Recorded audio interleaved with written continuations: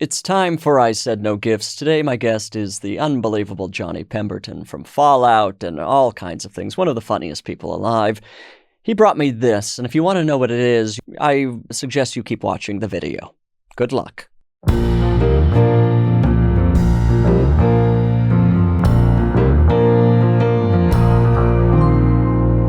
Welcome to I Said No Gifts. I'm Bridger Winegar. What's going on? Ellis is not here today. Ellis is in Spain. Ellis told me they're in Spain. But they've lied to me before, so God knows where they really are. Probably laying low somewhere. I don't know. Maybe they'll be back. Ellis is not here. We're in the studio. Very little happening for me because the last 6 days, I finally started watching. I gave in to Love is Blind. Love is Blind, Ohio.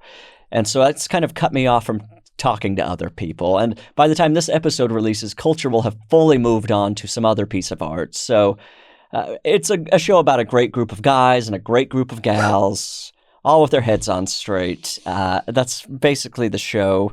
Is there anything else that's going on? Do I have any business? Let's see. No. I mean, that's truly. I mean, I've shut down conversation after conversation the last 3 days with people who haven't watched Love is Blind, and then I just have nothing left to say. Nothing's really gone bad yet today, so it's just a matter of time, and I should probably mention that the Patreon exists. Have I mentioned it lately? I probably have. I don't care. Patreon.com/ISaidNoGifts. Bonus episodes. Recipes, pet photos. I mean, those are 3 things, and there's probably at least 4 things on the Patreon. So go there. And is there any actual business? I don't think so. Love is Blind, Ohio. I love today's guest. He's back. It's Johnny Pemberton. Johnny, welcome back to I Said No Gifts. Let me get your McDonald's order, okay? Let me soothe you with a McDonald's order, please. 10-piece buffalo? 10-piece, no. 10-piece buffalo, huh? You watched it? I watched that. My wife watches that show, and she showed me. She was like, you have to see this.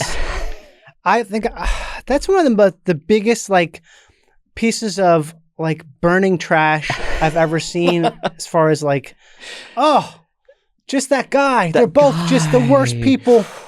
How much of that guy were you exposed to? Just his conversation with the family at dinner. The dinner is one of the weirdest things I've ever watched. It is like a ballet of bullshit. I was even talking to my friend Josh last night about it. It's like, we have to do something that's aping this. Right. Because the way he speaks is so just 3 years actually was, I picked up, I was doing some finance. Actually, Arizona, yes, was correct, because California was something we've been interested in. Soccer has been a priority for me, and that's something that I feel that's a good thing, because finance is always, yes, I'm going back to that, but it wasn't a job per se. It's more of a career-interested tie-in. It's like, he never stops talking like that. Because he's so full of shit. He's a drifter. He is, but God love him. You can't pin him down where he was living, what he was doing at any time. There's something going on. There's something going on. Imagine talking to a friend in that way, and trying to form a relationship. Oh, you can't. It is just alarm bells going off.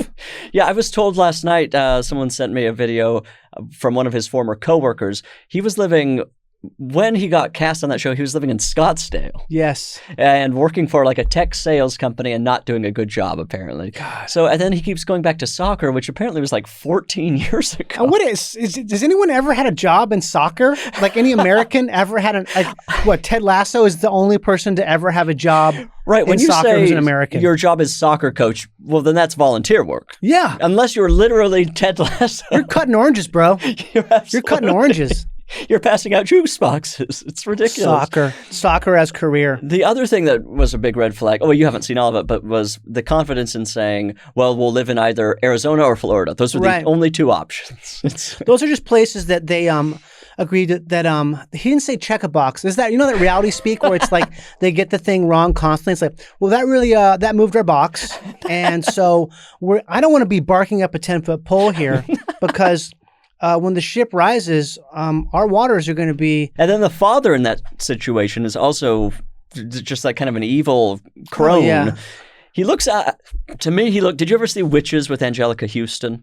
I mean, I think you're so There's long ago. a I don't point in the remember. movie when the witches, who are all kind of beautiful women, remove their mask and wigs and Right. become kind of these They're nasty. goblin Yeah. characters. And then his the father's approval when the son said that he would have voted for Trump. I mean, everything about. Oh my God, that part I was like, what the? Who are these pieces of trash? I know that's the other thing about the show is you're watching kind of like 30-year-olds who seem like they are like from the city, life in the Yeah. city. They start revealing what they are. And it's like, mhm. oh, interesting. Every one of you is a MAGA psycho. Yeah. But, you know, as I've said, this episode comes out in like 4 weeks and people will be watching Love is Blind 19. Yeah, they will have moved on from that guy. If that guy, but he'll probably have committed some sort of something at Some that sort point. of soccer crime. Soccer crime. Crimes against soccer humanity. Okay, so you watched one episode of that and you were just telling me you were watching some horrible movies over the weekend as well. Yeah, I watched Pacific Heights with Melanie Griffith and Matthew Modine. What's the general story of this movie? What's the thrill element of A this? young couple, unmarried, buys a house in the Pacific Heights, San Francisco they cannot afford, Okay. but it has spaces to rent out so they can make some money Oh, interesting. to pay off their mortgage. They cannot afford this house, but they fix it up and they get a bad tenant. And this bad tenant is Michael Keaton. And he is like abusing the laws. Of course, Matthew Modine can't be chill. And he does some stuff that goes against tenant law. And Laurie Metcalf is in it a little bit. Oh, I love Laurie Metcalf. She's my favorite person alive. Unbelievable actor. I've seen her twice in public, and she's one of the few people I'm like, I can't. I don't know what I would do around her. I mean, 'cause she's scary. Yeah, she's like an intimidating person. Oh, yeah. And she's like endlessly talented. I think she's one of the most talented actors in the last 100 years, Absolutely. in my opinion. Like, Did you see Getting On? You kidding me? That shit is. Oh. I mean, I grew up in Rochester, Minnesota, so it's where the Mayo Clinic is. Right. Pretty much everyone I knew was a doctor. Sure. So, like I know that, and I know that so well. Right, that whole probably social scene. Social scene and just the type of person who is successful in medicine. Mhm. Like the character she plays I knew 3 of that woman. No, I'm real. so jealous. Yeah. I've been shocked by how many people aren't aware of even Getting On's No one has existence. any idea of it at all. It's so good. It's one of the funniest shows I've ever seen. Mel Rodriguez, just stunning. So good. And it's like very sweet and beautiful. So sweet. Niecy Nash is so good in it. Oh my God. Everyone in the show is like playing against type, Mm-hmm. and they're all so great. It's just kind of like, I mean, yeah, it's the classic case of something that's so great that it just doesn't have enough. It's not like scandalous enough. It's not like Right. know, It doesn't have some sort of thing that can be thrown to general people. It doesn't have like the lusty Right. vibe of like a White Lotus type thing. So there's no PR. Yeah, and even around I it. can imagine somebody like glimpsing at a trailer of that and being like, "Oh, that's like a bleak hospital." Yeah, Why? because it is. And it is. It's bleak as shit. But you watch it and it's like very funny. Oh my God, it's so funny. Because it's based on a British show, you know? Right. I never saw the British version. Neither Did have you? I. I really like, I think it's Vicky Pepperdine is who created that. Oh, that's a And great name. She's really Vicky wonderful. Pepperdine? Vicky Pepperdine. It's God, a great that's a name, name. isn't it? Vicky She and this woman, Pepperdine, yes. Julia Davis. Julia Davis and Vicky Pepperdine. Two of the funniest people alive as well. I Yeah. should watch the British one of that. But wait, so Laurie's in Pacific Heights. She's in it just a little bit. And Michael Keaton's just kind of a bad egg. He probably shot 5 days on that. He's like a bad guy. He's like twiddling a razor blade. Like just the most. It is a piece of crap movie. It is a crap movie. They all know it.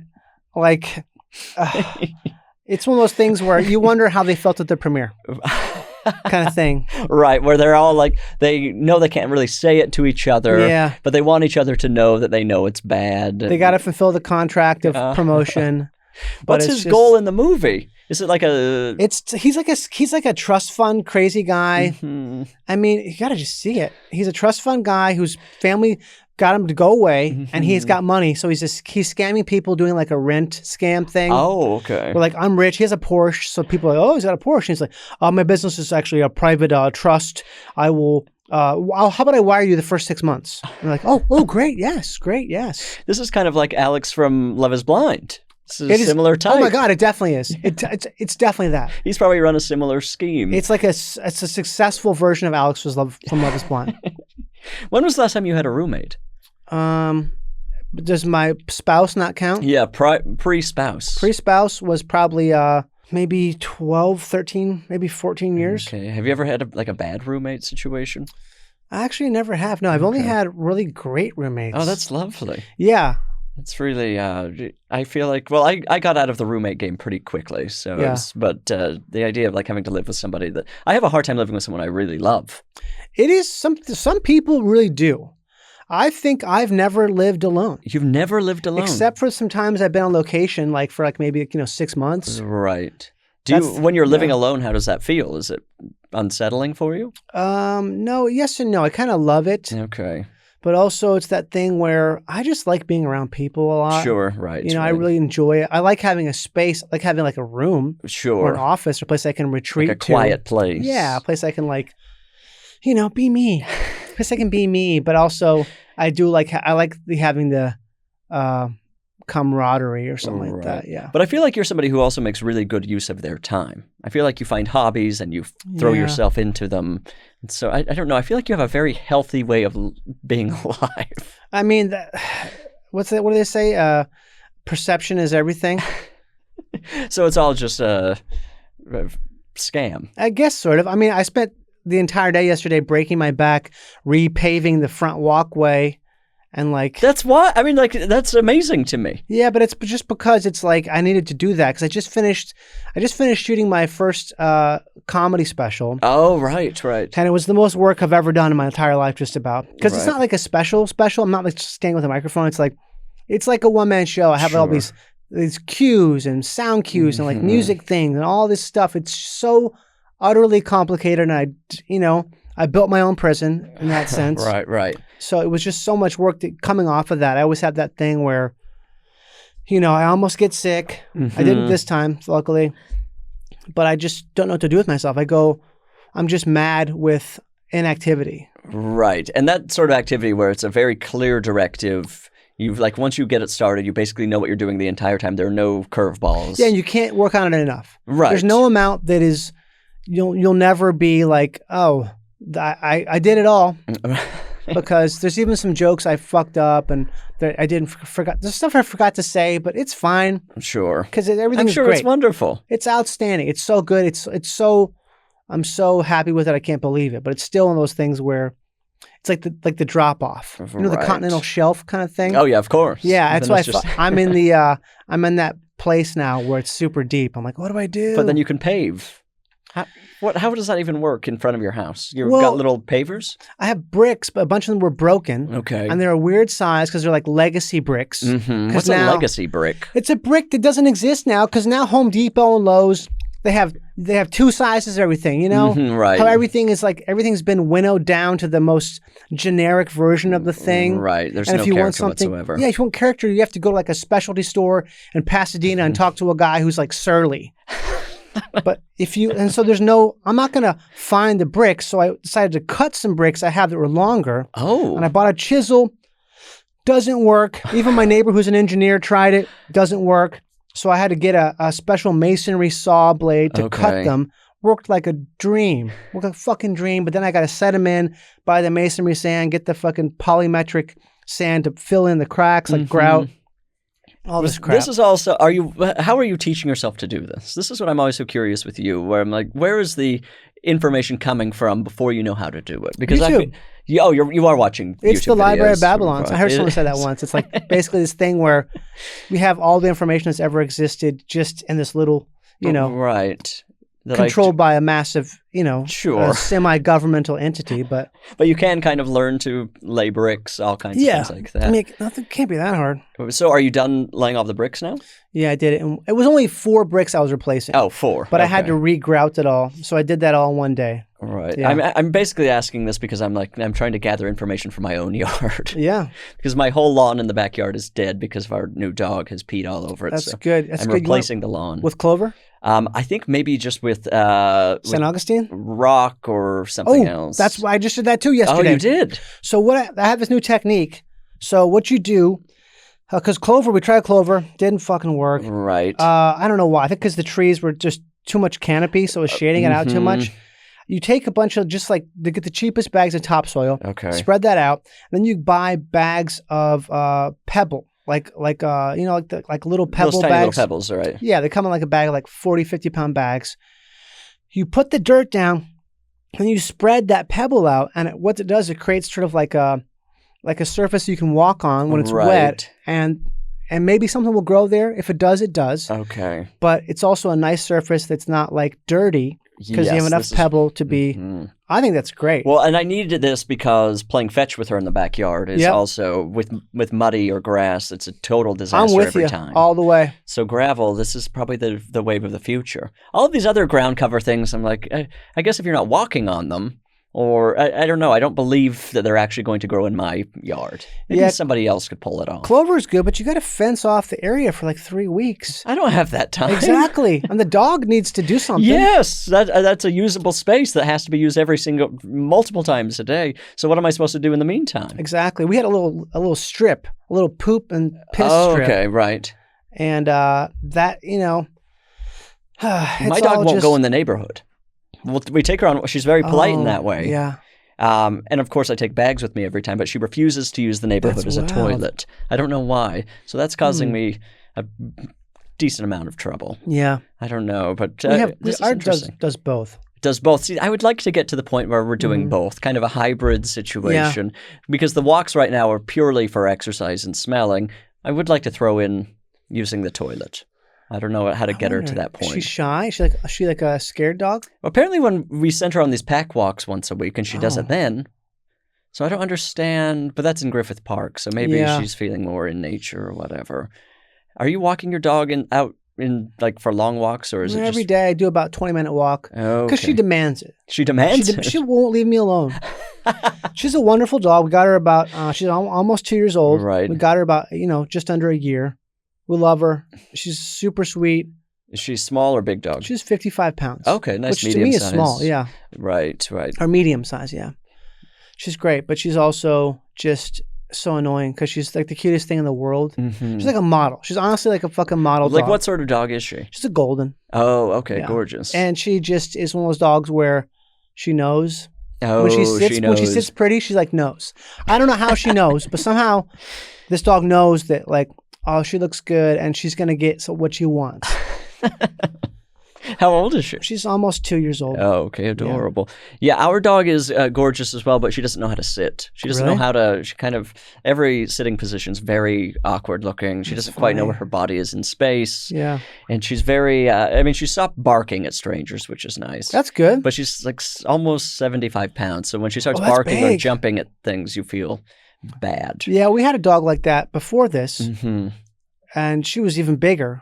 And it's like, you have a big dog. It's that thing where you just can't, there's just a different thing between a big dog and a small dog. They can do the same activity, but one is acceptable. One's like people are scared shitless. One's like, this is a monster. And this person's irresponsible with their dog ownership. Did you train your own dog, or did you bring somebody into the situation? We did both. My wife trained her mostly. Oh, and then we took her to a class really close by to her house. This lady who's very, very good at training. Okay. She was like the star of the class too. She already had training. Oh, right. She came in kind of as a cheat. She came in as a little ringer. So we trained her, but she needs to get trained again, I think. It's time for round 2. I think the only thing we need to train our dog is to stop barking at 5:30 a.m. That's a struggle. That's too early. That's a tough thing. I've had to, I've started putting in earplugs and then having to put on noise-canceling headphones while I'm sleeping. Does she sleep in the same room as you? No, she's crate trained. Right. Once she's only a year old, so I think once she gets a little older, she'll start sleeping in the same bed. But right now, it's like we're still in a territory of waking up in her pee. Could be. Yeah, gosh, that's rough.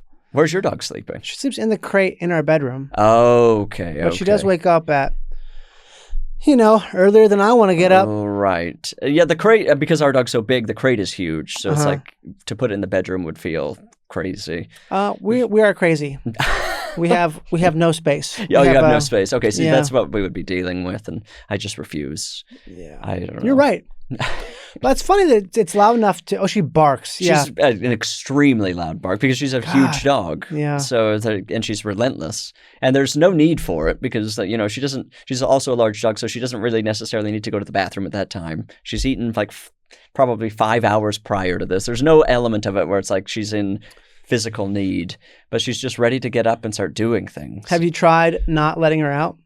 Yeah, that's what we've started doing. Yeah. Where like we just let her bark as long as possible until she stops, but that It's could be hard. a lot. You feel terrible, first of Yeah. all, and second of all, it's very annoying. So there's a kind of a two-pronged approach by her to get out of the crate. But I think we're getting to a point that we're at least able to be like, we're just not going to do this. Because Yeah. then she knows, and then she's in control of the house. I don't know. I saw some trainers say, whatever you do with your dog, that's training them. So it doesn't matter. Whatever habitual activity you do, that is training. Right. Whether you think you're training them, whether you're actively training them, they are being trained. So whatever you do, like I really trained our dog to get a walk at like 10 a.m. Right. Not because I want to, because she asked me enough And that you I like give agreed in, enough. and so she gets it. This is me with giving the dog an ice cube every time I use the ice cube machine. They know. She hears the noise, it's time for an ice cube. It takes like 3 repetitions and they're in. Yes. Some And I'm of these happy to dogs give an takes- ice cube. Yeah. Yes, sometimes it's like 1 or 2 times, and then that's just what they are for the rest of their life. You seen these dogs that have to have their food microwaved? No. There's dogs that like get habituated to that, and they don't actually microwave the food. They just turn the microwave on for like 5 seconds and then take it out and act like, and the dog's like satisfied. How do you get caught in that trap? I think it just happens accidentally once or twice, and then the dog refuses to eat until that you do it. Then when you do it, you're teaching them to expect it. And once you do it like 5 or 10 times, it's over. Yeah, our old dog Edie would every time we would go to get a drink of water, she would go to her dish and get water. Right. She just learned to do that. Yeah. Yeah, I don't. Yeah, They're little wonderful. computers. They are little computers. They're smarter than you think they are, and also dumber than you think. Right. Like they're just programmable creatures. Yeah, they're so impressionable. Yeah, they're very sweet. Well, I think there's something else we should talk about. Okay. You were on the podcast, I think, a couple of years ago at this point. I think it's which is been a while, yeah. horrifying. And we had a wonderful time. did. You did bring a gift, which was unfortunate. I know. I just can't help myself. Hand truck. And today, again, It's how I was raised. and you're kind of programmed in a way. You brought a gift. Should we open it here on the podcast? Sure. It's beautifully wrapped. Beautifully wrapped. I kind of knew immediately that's a gift for me. It's wrapped in this. Is this a track jacket? It's a track jacket. Beautiful, kind of a Kelly green. Oh, yeah. I haven't even worn it yet. Oh, you haven't worn it yet? I was going to wear it today, but it's just so hot. I want to look at it before I see the gift. This is a great jacket. It's a great one. I picked it up at a vintage store, of course. Very nice. Of course. Of course. Of course. I didn't just buy it. I got it at a vintage store It is a nice vintage in my jacket. travels. During one of my many travels, I travel for work, you see. And when I travel for work, I tend to shop a little bit on my off time. When I'm not filming on camera, I do a bit of shopping at local vintage stores.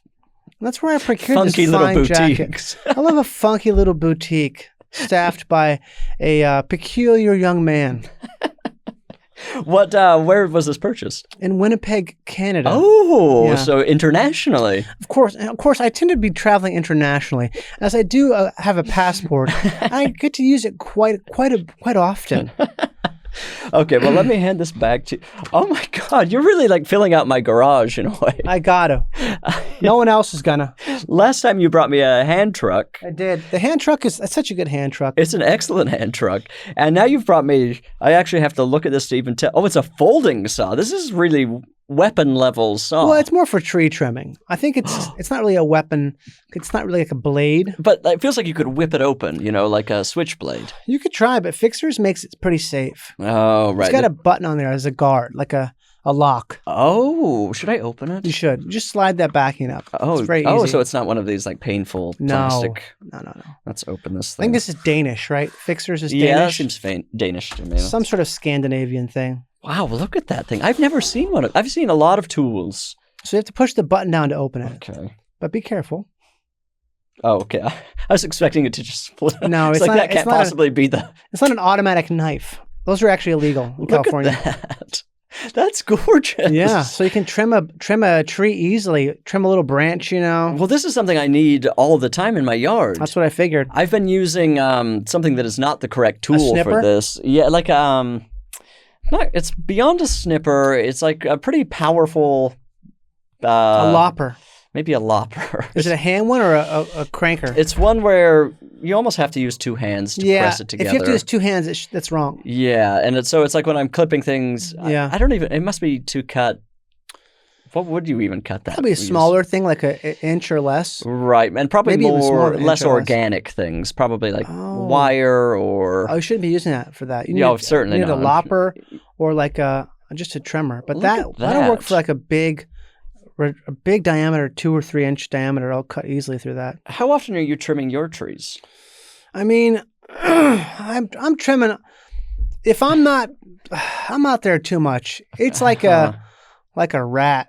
You know, I'm just always out there touching and moving and stuff. Oh, right. It's like kind of a constant. Yeah, I have a bad habit. It's almost like an OCD thing where if I'll be talking to my neighbor and I'll be pulling weeds as we're talking, which I think that's is very healthy. It is, but it's also, when I think about it, it's kind of disrespectful to be pulling weeds as you're talking to someone. Right. You're like not putting all of your energy into. Yeah. But I feel like that it just feels like something that grounds the conversation in a way.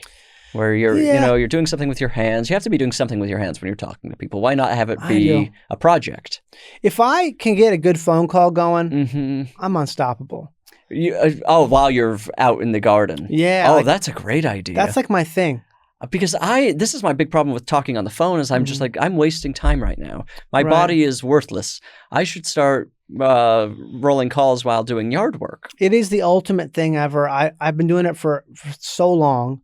But something about it is just if you can, any kind of gardening with on the phone call. That sounds lovely because I do like talking to my friends on the phone, and I feel like this is a way to, because I'm kind of running out of energy to like see friends for dinner. Yeah, isn't that weird how that like? I feel like nowadays it's like a big deal. Yeah, we're gonna have dinner. Okay.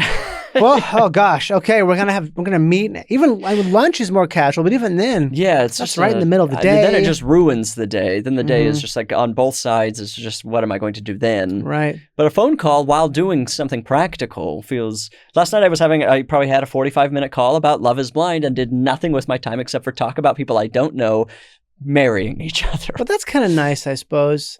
I mean, I guess it depends. You could say that what I'm doing is a little bit I don't know, not disrespectful, but it's that thing where I'm like, I'm doing something else while doing that thing. Yeah, but it's not looking at your phone. That to me is like the rage that will go through me if I'm trying to talk to somebody and they're still looking at their phone. That feeling is horrible. But I feel like if there's something that's repetitive that just feels like a thing that's just there, sure, do it. Yeah. Go for it. But yeah, I'm in my backyard kind of. I eat breakfast back there every day, and then it just becomes this thing of where I just start doing things with the yard. What are you having for breakfast? So boring. Just a protein bar and some coffee. A protein bar? Yeah.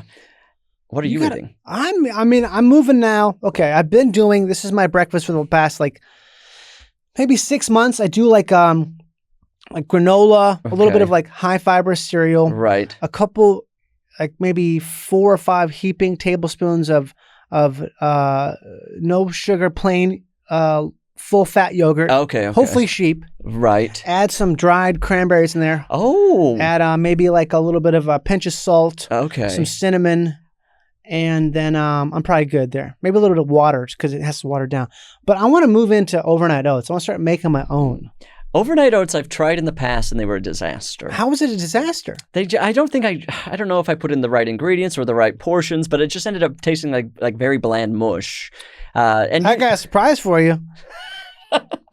Wait, you're telling me it tasted like bland mush? I was expecting spice and fireworks out of oatmeal that was left in the fridge overnight. It tastes like bland mush?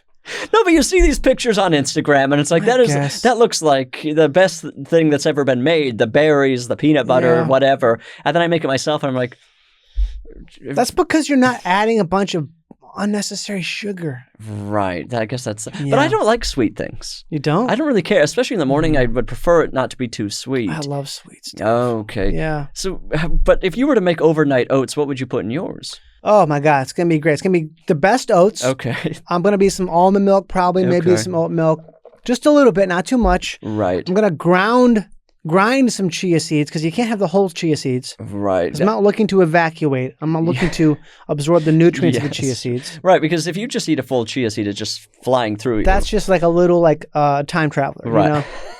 It's like a little escape pod for the seed. I'm gonna do that. I'm gonna do probably some granola. Okay. Probably like some berries of some kind. Sure. And definitely I'll top it off with some yogurt upon serving. Maybe some almond butter, maybe some peanut butter. Right. See, the problem with all of this is you're introducing a lot of choice. A lot of like having to decide. And me in the morning especially, I cannot operate. I feel like the opposite is eliminates choice because I made it the night before. Oh, but then the night before I'm panicking. Really? And I'm wondering, will I actually want to eat this tomorrow? Oh, see, if you don't want to eat it, because I want to eat it so bad. Well, in the moment, of course I want to eat it, but in the morning I might wake up in a different mood. Man. See, I need something I'm just like, I know I won't enjoy it that much, but I feel like... I think we're just hitting the nail on the head here.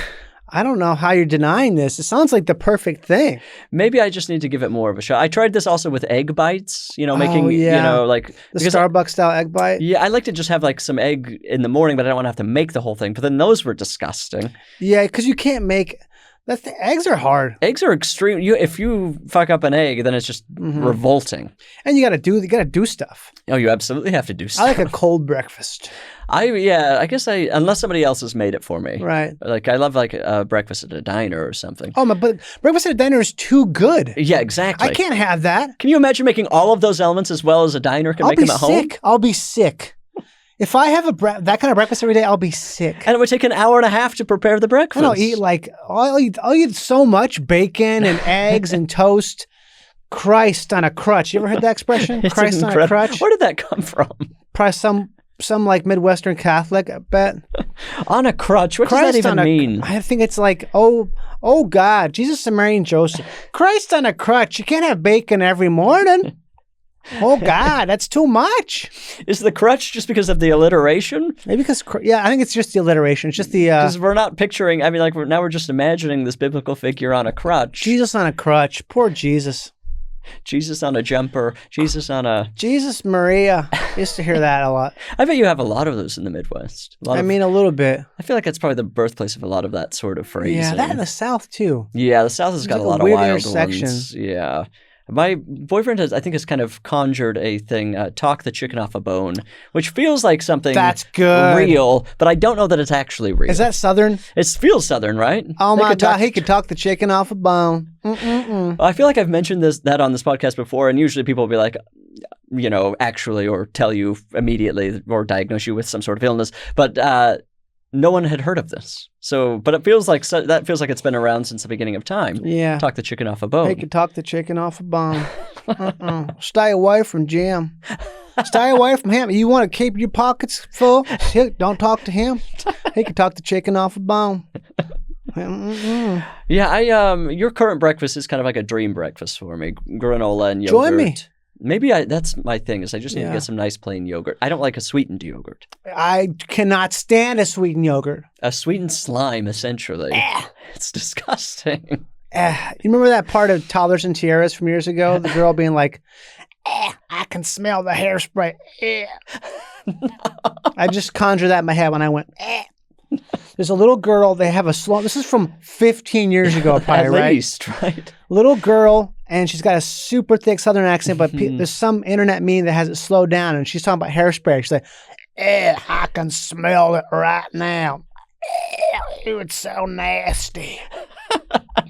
And that's a sweetened yogurt for me. Those little girls were old souls. They were old souls. Yeah. I wonder where they are now. God, I don't want to know. No one wants to know. That's one of those things where it's like, it's either bad or worse. There's no way that like ended up in medical school or dead or jail. That's the new TLC show. Yeah, Catching dead or jail. Dead or jail. They probably had something in that realm. TLC. That anytime a TLC thing gets recommended to me, I just think, where did this start from? What evil person had this idea? God, we've fallen so far. History Channel. Oh, the History Channel. TLC. Those things used to be kind of... A&E. A&E? Oh my God, are you kidding? Arts and entertainment. Bravo. Bravo used to be like the Opera Channel. Was it really? I think so. Everything has just gone to the... not even the dogs. Not even... Oh, give me a break. No, this is just It's gone to like the... Not even the rats. What is it? It's gone to like the decomposers. Those little pill bugs that eat stuff. It's gone to the roaches. A restaurant in my neighborhood recently got shut down for rodents, and Wow. it's a place I had eaten at probably once every 6 weeks at least, so that was a terrible feeling. But rodents are taking over LA. Are they really? There's a rat problem. No way. Rats everywhere. I don't Is know that what true? according to me. Okay, I wasn't sure. That's what I was asking, because perception, But I've seen a lot of rats in the last couple of years. Way more than I have in the last, I've lived here for almost 16 years. That makes sense, though, because that's sort of like one of those things where that's an indicator species. Oh, interesting. That's tough to hear. That's right. What are the other indicators? I guess I can go the other direction, too, where an indicator species can be like a high-end dog. When those start showing up in your neighborhood, it's gentrification sort of thing. So I think indicator species is an actual term that I used wrong. Oh, interesting. So what else could it mean then? I think it's indicator species. I'm going to say it wrong, but it has to do with something with like population decline, like in terms of like certain species show up when there's more of them. I don't fucking know. But it kind of like, it feels like you've used it in a proper-ish way. I have a good friend who's a biologist, so he probably said it, and I was like, oh yeah, I might use that. But they like it, probably in the correct sense, it's more just to do with actual ecosystems. Yeah. And how they affect each other or something. But we're hardcore in the Holocene now, right? No, sorry, the Anthropocene. You know about that? No, I'm not familiar. The Anthropocene is a term that I'm pretty sure it's like we're definitely in it now. Okay. Like instead of whatever the previous era was, we're now in the Anthropocene, which means that we're in the era that is so significantly influenced by man. Okay, yes. That we are, it's a different thing completely. It's considered a different, you know how there's like the Holocene, and there's like there were like Pliocene. Different eras where like nature or animals also had some level of impact on what was going on. Those are huge, massive, long eras where this is when this type of the saber-toothed tiger existed in this era. Right. So we're out of that era now, but now we're in this era called the Anthropocene, which means that humans have so significantly impacted their environment that it's caused scientists to definitively describe the era as being different than the previous one. Wow. Yeah. I wonder, that must have been in the last 100 years or so. I think it's pretty even more recently than Even that. more recent. And this is not like a debate thing. This is something where like all scientists agree that this is very much the case. Right. And so and then I can't imagine what the next era could even possibly be. We're going to be in this for a while, probably. Right. Until we're our own undoing. Yeah, until it's like just jellyfish. Right. Just jellyfish and maybe like God knows what else on the land. Anthropocene. But, the Anthropocene. Terrifying. It's terrifying, but it's also kind of that thing where it's like I take, what's it called when you take, make something you feel good about? No, I can't think of any words today.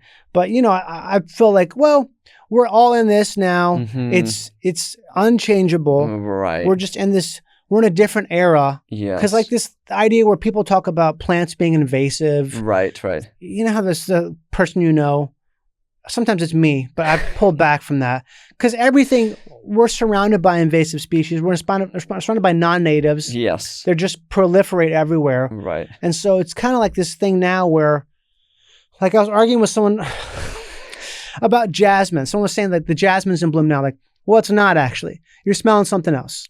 Unless you have some sort of weird microclimate, you're not smelling jasmine right now. Right. You're smelling citrus blossoms, which smell incredible. Sure. You're smelling a different thing that looks like jasmine. It's not technically whatever the scientific name for jasmine, which is this crazy, hard to repeat name, but because jasmine's non-native. Right, sure. So that's this thing where we're all habituated to think something is normal because it's been around for, I don't know, 100 years. Everyone who is currently alive's lifetime. Yeah, they understand this as, oh, this is just how it is, when technically that is not a normal thing at all. Right. But we're just so habituated to it that we think it's like, oh, this is normal, when actually it's fully not at all. Right. And so you're saying this with the Anthropocene, you're saying, well, I'm just going to embrace it at this point. Yeah, we're in it. We're in it. We're there's in nothing, this shit there's now. no undoing it. It's so now over. How do we make the best of this situation? Exactly. It's over kind of thing. Right. Like, did you see this thing about, this is so stupid, but I found out there's a book a woman wrote. I have to read it, but it's about ice, not about the goon squad, Right. but about literally about ice. Right, frozen water. And it just blew my mind because you realize that all human life in the world, pretty much in any type of like even mildly first world setting, has been radically changed since we had the ability to refrigerate things. Oh, right. And get ice. Yeah, I'm sure. Like it's like completely different. Yeah, like I mean the things that allows, like from like science to like luxury things. It's so different. Like the lifestyle we have has been everything for before ice. Everywhere you went was different because we don't have any ice. Right, they're like it leveled the playing field and stuff. Right. You know what I mean? The idea of like there being a period when like there was just it was literally impossible to be you were out in a desert area and there was just how would you have ice? What you got is what you got. Yeah, these are the things you're dealing with, and if you want to preserve something, it's got to be in salt. Yeah, and now that is everywhere. Yeah, that's probably one of the biggest things that like. On the same level of fire. It's huge. Right? It's so huge where I'm seeing this. I got to read the book because, fascinating. I mean, it's just called Ice. Right. But, like it made me feel like an idiot. Right. Because I'm thinking, all this time I haven't realized that so many things in our life are just, they're completely and totally influenced by refrigeration. We would be living completely different lives. Oh my God, absolutely. Yeah. I mean, we wouldn't have any sort of medication. Everything would be so much more localized. Mm-hmm. Like the way you do it over there, that's how they do it because, it's hot no there, choice. it's cold then. Right. Ice. Oh, that's very interesting. I'm curious about that. Yeah. Yeah, tough time for that book title, but... Oh my God, the worst. Yeah. The worst. Is there anything left to say about this saw? I mean, check it out. If you push down that button and push it the other direction, like you're not going to fold it. So push. Here, you do it because I'm scared. So watch this. You can do like an undercut. Oh, that's great. Yeah, isn't that cool? Wow, what a piece of engineering. I know. These Danish or maybe Swedes, who knows? They've been making this stuff like over 100 years. Oh, at least, right? You could probably cut some ice with this and sell it to people in the tropics. Have you ever been to Antarctica? No. Okay, that feels like a place that you would travel. I was obsessed with it for a long time because there's this great book called Big Dead Place by Nicholas Johnson. Okay. I communicated with him a couple times. Okay. He's not alive anymore. Okay, sure. But I mean, this book is one of the funniest things I've ever read in my entire life. Uh-huh. Big Dead Place. Big Dead Place. It's all about Antarctica because there's this myth about Antarctica that's all scientists, right? Sure, but right. 4 out of 5 people there are like support workers, like dishwasher. Of course, right. Truck driver, just like, labor person. That are kind of keeping it all up for these other people. And Antarctica, for the most part, is run by Raytheon. Oh. Which is a defense contractor. Right. So RPSC, Raytheon Polar Services. It's kind of eerie. It is. And it's so just wrought with bureaucracy in a way that is comical. How many people do you think are currently living in Antarctica? It's got to be an extremely small population. During the winter, it's pretty small.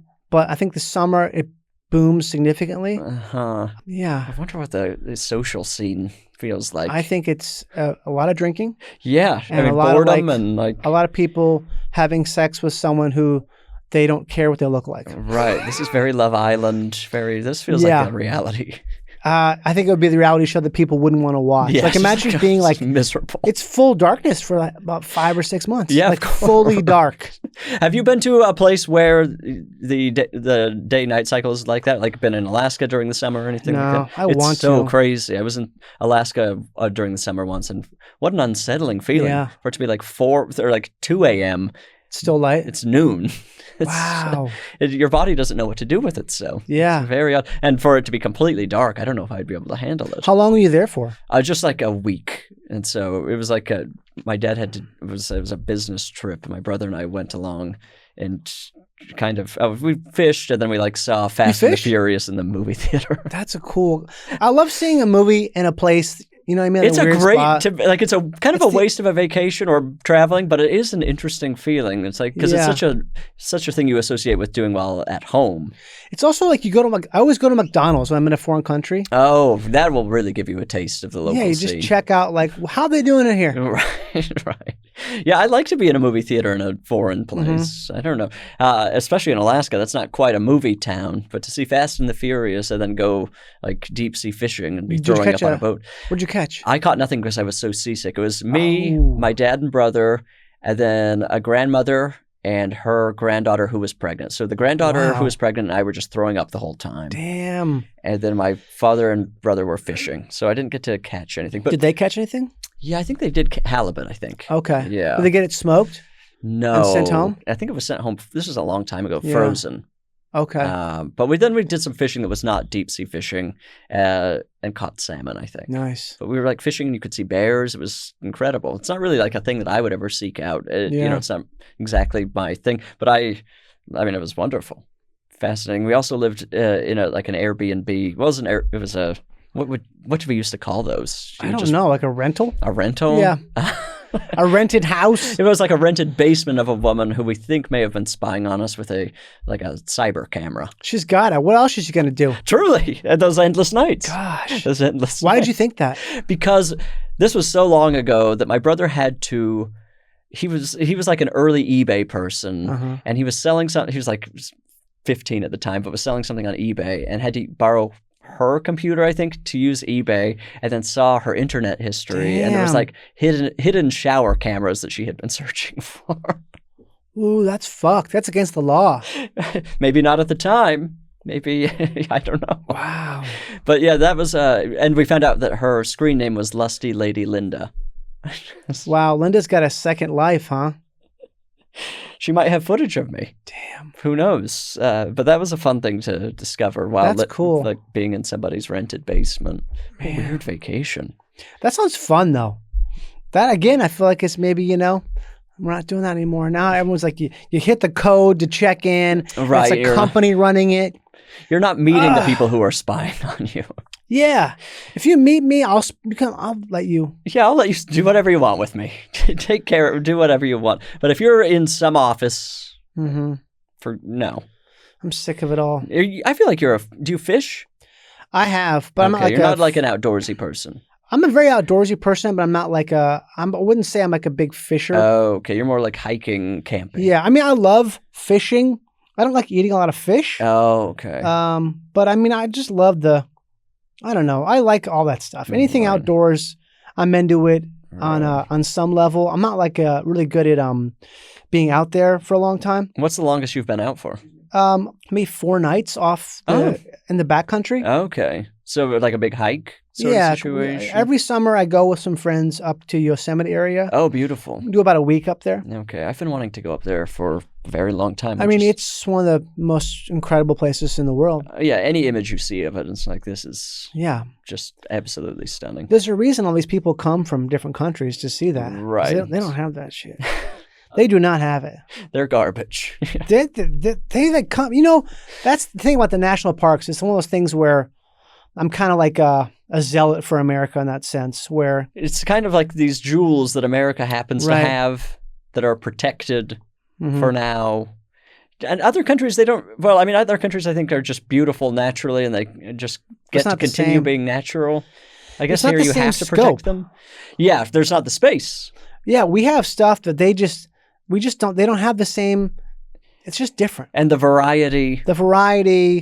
Everything about it is bigger. Right. It's, Do you have a favorite national park? Definitely Yosemite. But it's one I've been to so many times. Right. It's so big. And there's so many places you can go to that are, like if you go on Ansel Adams Wilderness. Oh. It's next to Yosemite. You go through there and you feel like this is a fucking dream or something. Wow. You feel like you're in some sort of AI constructed set. Right. Because you're these little rolling hills with all these granite boulders and little pools that are green, blue, and right. This is something that it's just for whatever reason my brain takes issue with whenever somebody says this looks like another planet or this looks like AI. I think no, this is just beautiful Earth. It's just this lame, corny thing in my brain, but I'm just like, but it is just like this is amazing. This isn't right. That's because we see the simulacrum before we see the reality of it. And so it's like when people go to Disneyland and people go to Paris and they're like, this looks like Disneyland. It's like it's the other way around. The way that man. cheapens it's so funny. But it's just how it is because we don't see we see the fake before we see the real. Right. It's so much easier to access artificial things. Yeah. So when you see the real, you just kind of it feels fake because it's so pristine. Right. That's growing up in Utah. That's a lot of that sort of thing where it's like, it feels like we're on Mars. And it's like, well, no, this is what Earth looks like. But Utah is just stunning. Yeah. A lot of Utah is very beautiful. And then a lot of it is very beige. Yeah. But the beautiful parts are gorgeous. Well, I'm thrilled. This is, like the practicality you're lending to my life is really impressive. That's my goal. Yeah. You're also putting tree cutters out of business. I think they're still okay. Yeah, I guess there are parts of these trees that are too high up for me. Yeah, I have one of those, and I just hired some tree cutters. Right. I got a little irresponsible and didn't trim the tree, and it fully collapsed in the wind. What? That was, it was kind of impressive to see. What kind of tree was it? I'm not sure what sort of tree. And it was big enough that most of it's still alive, but one full trunk collapsed in my yard. Wow. And was just blocking the entire yard. It was fun to look at for a minute. Conifer or deciduous? Oh, I have no idea. Was it pine type tree? No, not pine type tree. Okay. Yeah, so I wish I had any oak? idea. Was it like an not oak an type oak thing? because the branches or the trunks are maybe this big around. Again, they go up in three ways. Does it flower? No. Okay. Still mostly alive, but I'll be able to do some light trimming in the meantime. Light pruning. I think we should play a game. Okay, I'm ready. Oh, we're going to play Gift or a Curse, but I need a number between 1 and 10 from you. 5. Okay, I have to do some light calculating to get our game pieces. So right now you can promote, recommend, do whatever you want. Please continue to watch Fallout on Amazon Prime.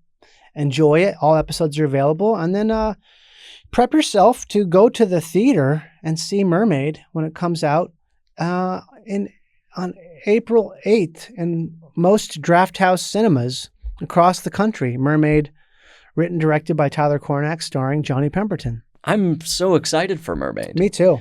You've posted a little bit about it, but it seems to already be very well received. And yeah, we had a great time at South by last year. What is the movie about?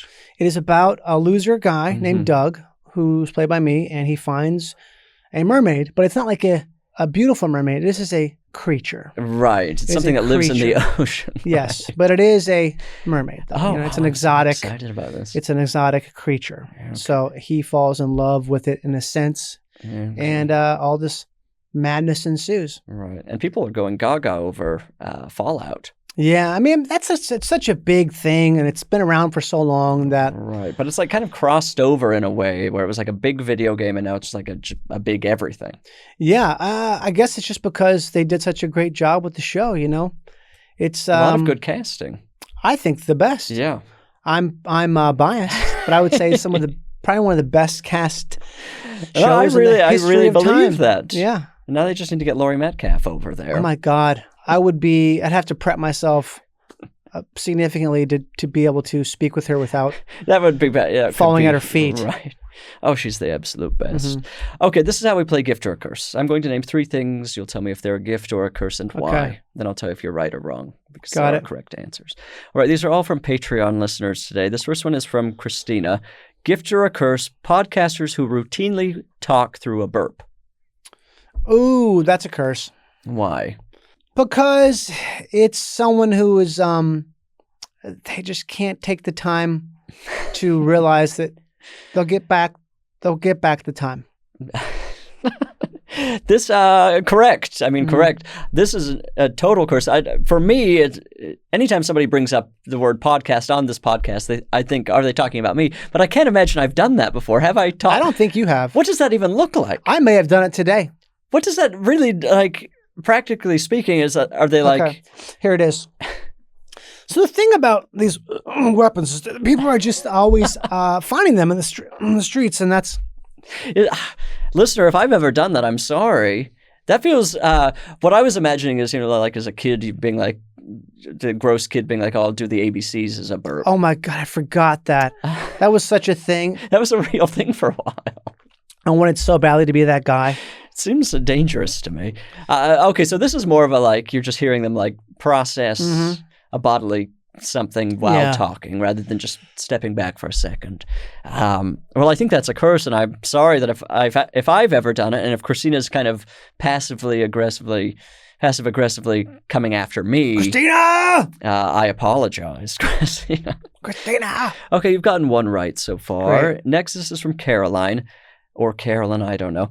Gift or a curse, retired ambulances repurposed as plumbing work trucks. I didn't know that was even a thing.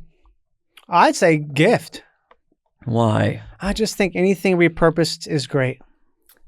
Correct. I love especially a repurposed truck, because trucks come in all sorts of shapes and fun sizes. A repurposed like postal truck or ice cream truck. Those aren't typical vehicles you're seeing other than their exact use. So then when it's a plumbing truck, has anybody ever done a fire truck? That seems like a lot of work. Yeah. And like, what are you going to do with that? What use will that be other than looking like a long rectangle? Right. And the gas. The gas on those things. Those are probably diesel. That's a big bill. This is something I don't understand. When fire people go out to lunch with each other and take the fire truck. They do? Yes. Have you ever seen this? They'll pull up in front of like a sandwich place and it's like, wait, it doesn't seem like you're coming from or to a job. Is it so they just have it ready? I think it's so they get the discount. But they've already got the costume on. Just not, and every bit helps. If I were a fire guy, I'd be doing that. You know what I mean? Are there fire ladies?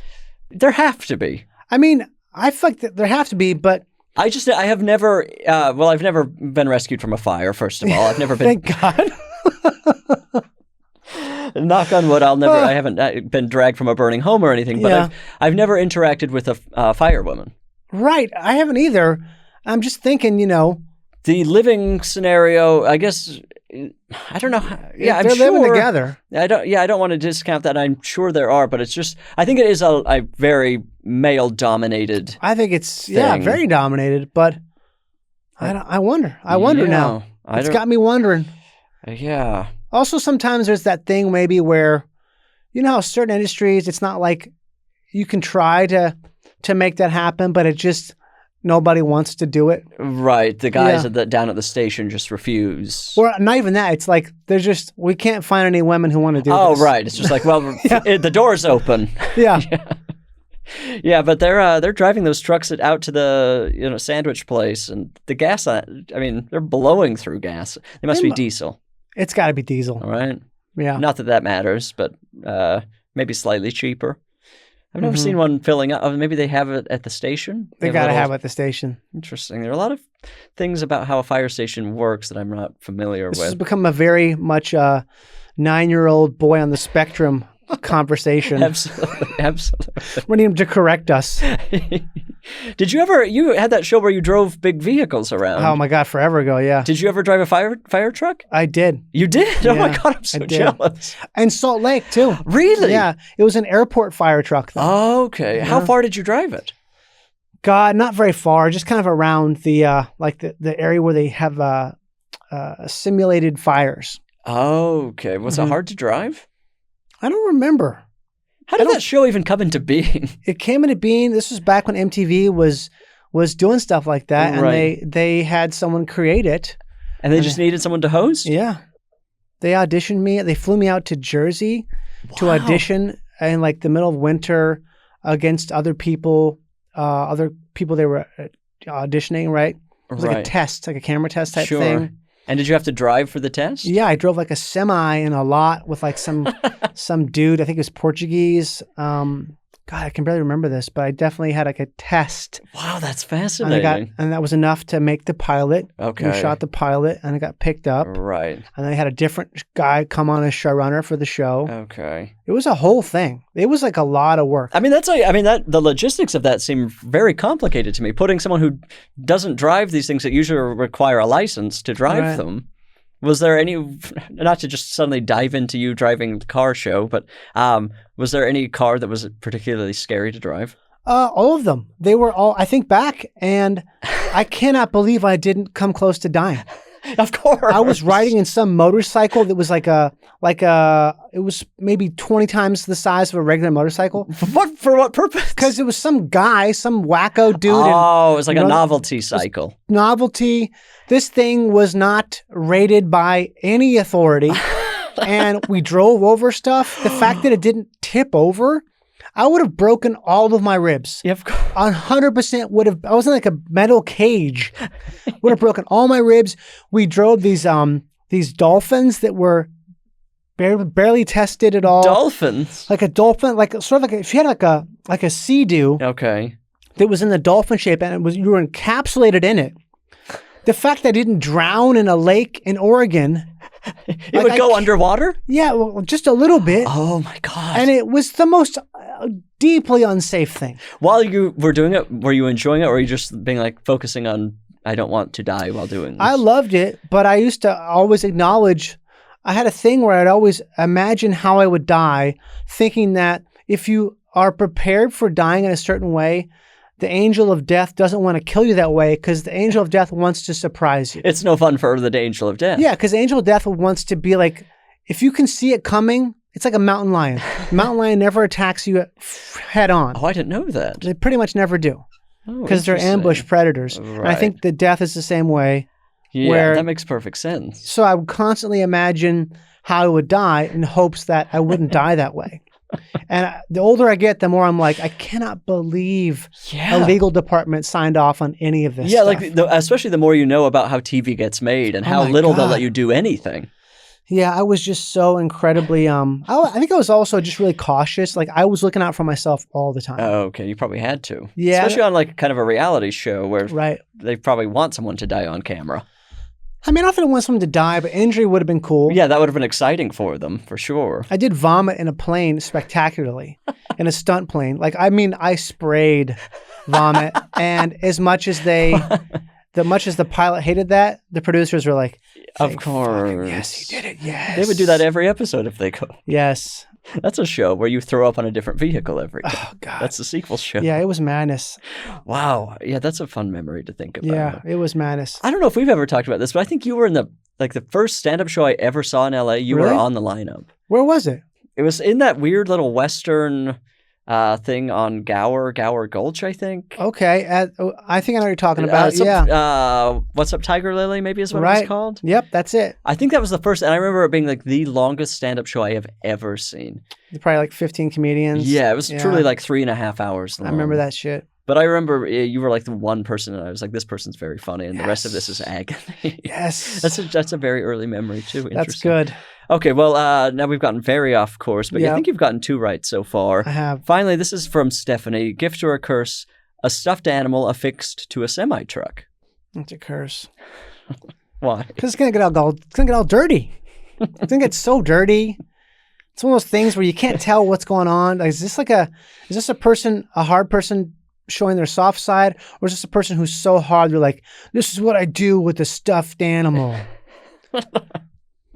I don't like that.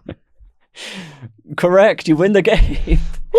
This, to me, any adult interacting with a stuffed animal or plush, it's immediately like the matted, gross fur. There's something dirty about it. Mm-hmm. There's something like something's wrong here. Especially those, they're out in the weather. They're filthy. Yeah. It's just like, this is dangerous. There's an element of this person that I can't trust ever. And why did they go out of their way to attach this to the thing? What are they trying to prove? Only excuse is if their child was lost. And this is their tribute? That's all they have. But even then, you wouldn't have fixed it to the back of your truck. That feels like the worst possible place. Yeah, because usually you find the stuffed animal, it's like, this is where Abigail was murdered. And we found her, there's her stuffy. And that happens all the time. This is the classic case of forensic files. Now, if that happens, get the tattoo. When Abigail McIntyre. McIntyre. Why would I say McIntyre? The first time anyone's ever said McIntyre instead of McIntyre. McIntyre. McIntyre? My brain just did some weird thing where it's like, yeah, say it that way. Where you can't even picture what the last name is. Yeah, you freaking idiot. Say it McIntyre. Jesus, McIntyre. How did I do that? That sounded like it had a G in it. Yeah. McIntyre. McIntyre. McIntyre. Young Abigail McIntyre was lost for 40 days. Her parents found her stuffed animal. Well, you won the game. Good for you. Yes, great, I don't know good. what to say. Will you help me answer a listener question? I will. Okay, people are writing into isaidnogifts@gmail.com, or they're sending voice notes that have to... common sense. Record them in a quiet place. Don't make them too long. That sort of thing. Okay, this one is a written email. It says, "Hello, Bridger and guest. I need some advice about something that happened over a decade ago. When my husband and I first got married, we lived with my in-laws for a couple years while saving to buy our own place. For that first Christmas, we bought them a SodaStream soda maker. It was really expensive for us at the time, but my father-in-law was addicted to Diet Coke, so we thought he'd like it. Fast forward a year later, and we were trying to decide what to get them for Christmas again. While searching for Christmas decorations in their garage, we saw the SodaStream maker with the gift receipt still attached to the top. We were still so poor, and they hadn't used the gift, so we did the unthinkable. We returned the SodaStream maker to buy them a new gift for that Christmas. A couple months after Christmas, my mother-in-law brought up the maker, and we actively helped her to look for it. To this day, she brings it up about once a year, wondering where it went. Has it been long enough that we tell her the truth, or will we go to hell? XO, very guilty daughter-in-law 13 years after the fact." This is interesting. That's guilty? That's very guilty daughter-in-law? I'm going to hell. We're all headed I'm to going to hell, baby. Damn. Wow. What the hell? No one stands a chance. Jeez. The they fact feel that she's bad thought about that. it. I can't imagine having enough space in your conscience for something like that. To just continually keep you up at night for 13 years? For that? No, I'm moving on. Man, that must be a nice family. To me, in that situation, I'm thinking mother-in-law's going to hell. I'm fine. That is not a person who is in the entertainment industry. This person could not cut it in Los Angeles. That person is too loved. Way too loved to abuse themselves on a daily basis by working in the most rotten industry that's ever existed. This person has thought about another person enough to email about them. There are like professional hangmen who have less going on. I totally support this. Yeah. That thing was just being wasted in the garage. They were trying to send you a sign. I want to know what's up with this mother-in-law. What is she thinking? Why is she still thinking about this thing? Yeah, She's this so is obsessed weird. with this thing. That's probably $50. Go buy one, you psycho. Have a good laugh about that. It's over Christmas morning. You had some coffee. Maybe you've had an early toddy. Early toddy. Everyone's so drunk. They're not. This is not a drinking family. I feel like. No. I feel like, Damn. me in this situation, if I feel that guilty, I'm going to buy a new one and putting it back and then being like, let's go really? look one more time 13 years after. Oh, there it is. We were such fools. I have zero guilt with that kind of stuff. Like I would just be like, oh my! I can't even imagine a situation that would even remain unsaid. Like it would be instantaneous. It would be like the second I found it, I'd be like, why the hell is this? You haven't used it? We bought this for you. Don't you know what we're going through? I don't understand people who have that thing with their family where they're so like kid gloves. It's your family. You say it right away. Oh, you're not in my family. Oh, I can't imagine that. A lot of communication issues in the Winegar family. Wow. A lot of just keeping it to yourself as long as Damn. possible. You have a very open family, though. I guess, but That's it's a also healthy thing to do. It's good and bad though. Like the whole thing when people are, I don't know if I want to do this because my dad will not be happy. Mm-hmm. It's like, who gives a shit what they think? That's healthy. I guess, but it's also kind of like where they're so fucked up, they won't go to therapy. So who gives a shit what they say? These are crazy people who are like lying about all kinds of stuff, manipulating, Like, I don't care what they think. That's such a good way to look at things. Yeah, but my family, they're so messed up. Like my parents, like they're just so deeply, you know what I mean? Right. They're so mired in all kinds of old bullshit that, like, how could you possibly give a shit what they think about anything that you're doing? They're in like a different century, you know? Like they care There's about a different way of thinking. They're like from a time when you go to a hotel, you'd leave the hotel because you can't be there for turn down. You have to go out for dinner, and you know what I mean? Like all these like It's like, rigorous. wait, what is operating your life? What set of rules are you playing? Exactly. It's like this ancient thing. Wait, we don't do that anymore. They're operating by pre-ice rules. Back when, like, you know, you weren't able to provide yourself your own cold drink. I just can't understand that. It drives me crazy. Yeah, this person's, I mean, they should have let them know. And if not, by now, I think it... Steph, have a laugh. Also, or maybe just reverse the guilt at this point and say, didn't you know what we were going through? We scrimped and saved for you, and then you just kept that thing in the garage. You could have been having unlimited Diet Coke on us. Gosh. And meanwhile, at home, we're splitting a can. Yeah, also, you can't manufacture Diet Coke. No, I mean, that's the big thing. That You can't make a fake the elephant Diet in the room Coke. here. The soda stream can't possibly Yeah, you function can't put your correctly, right? phenylquinactronics in there, whatever that stuff's called. The stuff that's all killing us That's actively. a secret ingredient. Yeah, what is it called? Phenyl. It's a word that I think that on purpose they kind of said, don't let anyone be able to pronounce this, otherwise they'll be able to talk about it. It's definitely the thing causing. I mean, just probably everything, and I've just kind of handed Do you myself drink over Diet to a lot of it, unfortunately. Yeah. Not as much as, because, you know, growing up Mormon didn't drink coffee. So once coffee came into the situation, that kind of made up a lot of my caffeine consumption. Right. But I still drink a decent amount of Diet Coke, and I've kind of just said to myself, you know what? Whatever. Anthropocene. Yeah, it's the exact thing. It's just... Yeah, I drink it when I'm having a rough time on set. You need some caffeine. When I go to the Diet Coke, because it's the chems. You think it's the chems that are helping? I think it's the chemicals in concert with the caffeine. Somehow that is like the thing that helps you pull through. Interesting. It's a different type of stimulation I get. It is a different, certainly more than coffee, because I can't drink coffee at night, but I can drink Diet Coke at night. Really? Yeah. Diet Coke will fucking rip me open. Yeah. Well, this guilty daughter-in-law, I think, should just continue living in guilt until she goes to hell and just waste her life. I can't believe that. The shame involved in it's just nothing. The fact that registers. What a nice person. I know, what a sweetheart. What a nice person. Gosh. And meanwhile, 13 years of no soda stream for anybody. 13 years. I feel like there were a lot of answers this whole time, and she waits for a podcast to come along to finally get her answer. Wow. She's got to get a control of her family and herself. I don't know what to say. Steph!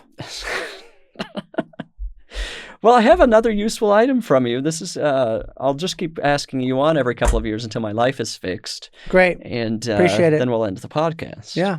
I don't know what else I could do with myself. I've already got an eyelash on here. No, that's not an eyelash. It's probably a dog hair. That's no, it was part of the Fisker's brand. Yeah, it's a Fisker whisker. That trademark Fisker whisker. Well, thank you for being here. Thank you for having me. It was a wonderful time. Listener, the podcast is over.